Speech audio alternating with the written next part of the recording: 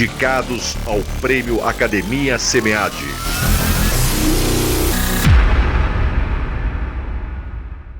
Olá, esse artigo tem como título Lean Product and Process Development and Set-Based Concurrent Engineering in the Dining Industry, The Experience of an American Asian Fusion Restaurant, de autoria de Ronaldo Nagai e Alvair Silveira Torres Jr., com suporte do Grupo NUPEX, o Núcleo de Pesquisa em Excelência Operacional. Eu sou Ronaldo Nagai e farei a apresentação desse trabalho. Bom, a introdução, primeiro falando um pouco sobre os princípios Lean, que foram intensamente estudados no segmento de saúde, nos serviços financeiros e no setor público. Em relação à inovação, ela não foi muito bem articulada no Dining Industry, em especial referente a produtos e processos, apesar da necessidade de inovação contínua nesse setor. Dentro desse contexto, perguntamos se seria possível para os restaurantes, chefes e proprietários implementarem processos inovativos de produtos e serviços baseados em práticas consolidadas, como o LVPD e o SBCE. E também seria possível identificar semelhanças no processo de desenvolvimento de produtos e serviços de chefes renomados, como os estrelados Michelin e esses conceitos. Oi, meu nome é Bruno Gouveia, eu sou estudante do Programa de Pós-Graduação em Economia pela Universidade Federal de Viçosa, em Minas Gerais. Vou apresentar para vocês o paper Demanda Turística Internacional e Taxa de Câmbio, Modelagem de Dependência baseada no modelo Coppola-Gash. Esse paper foi escrito sob a orientação do professor Júlio César, do Departamento de Economia da UFV, a professora Mariana Coelho, do Departamento de Administração da UFV, e o Maurício Lacerda, estudante de doutorado em Estatística pela UFV. Em 2018, o setor de turismo no Brasil foi responsável por 7,5% dos empregos gerados no país. Isso significa aproximadamente 7 milhões de empregos e contribui diretamente com 8% do PIB do Brasil. Além disso, o país foi sede de mega eventos esportivos realizados recentemente, como, por exemplo, Jogos Pan-Americanos de 2007, Copa das Confederações em 2013, Copa do Mundo em 2014 e Jogos Olímpicos em 2016.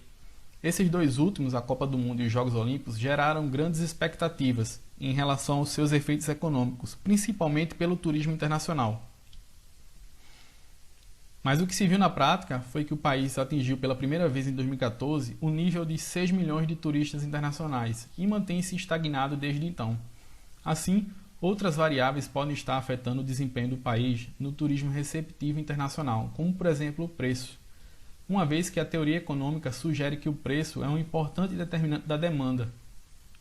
E no contexto de viagens internacionais, o preço inclui o preço em moeda estrangeira de bens e serviços turísticos em destinos, o custo do transporte entre países e o efeito das variações da taxa de câmbio no poder de compra.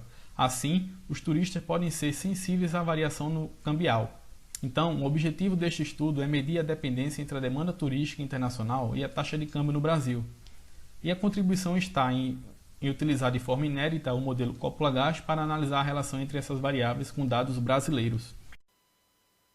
Eu sou a Aline Delmanto, uma das autoras do artigo Escolha de Destinos Turísticos por Deficientes Visuais Usuários de Cão-Guia, Motivações, Facilitadores e Inibidores da Escolha.